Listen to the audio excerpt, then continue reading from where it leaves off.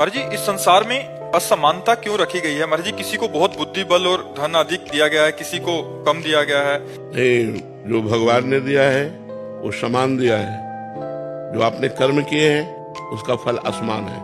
आप कोई बहुत अच्छे कर्म किए हैं, दान पुण्य किया, गरीबों की सेवा की, बीमारों की, तो वो आकर के करोड़ों रुपए लाभ प्राप्त कर रहा है। अब एक है जो दूसरे के साथ बेईमानी किया, चोरी किया, नाना प्रकार के कुकर्म किए, खाने को भी नहीं मिल रहा है। तो कर्म का योग है, जैसे कर्म करोगे वैसा फल देगा भगवान। जितना विश्व रचा गया है वो कर्म प्रधान रचा गया है। कर्म प्रधान विश्व रचि राखा, और जो जस करे तासि फल चाखा। इसमें भगवान का क्या दोष है?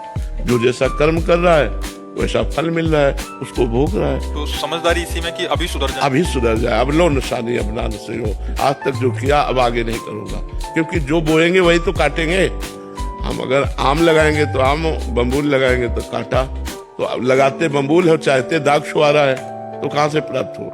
क्योंकि सब एक जैसे कर्म थोड़ी कर रहे हैं, सब अलग अलग कर्म कर रहे हैं, तो अलग अलग उनका दंड या पुरस्कार, पुण्य या पाप, सुख या दुख, यही फल प्राप्त हो रहा है। तो इसलिए हमें इसमें कोई खास चिंतन नहीं करना। खास चिंतन करना है कि भजन करके हमको अच्छे बनना है। अब तक जो हुआ हुआ, अब लो निशानी, अब ना निश्चय। अभी जो हम अच्छा करने लग गए तो आगे आपका अच्छा बिल्कुल अच्छा होगा।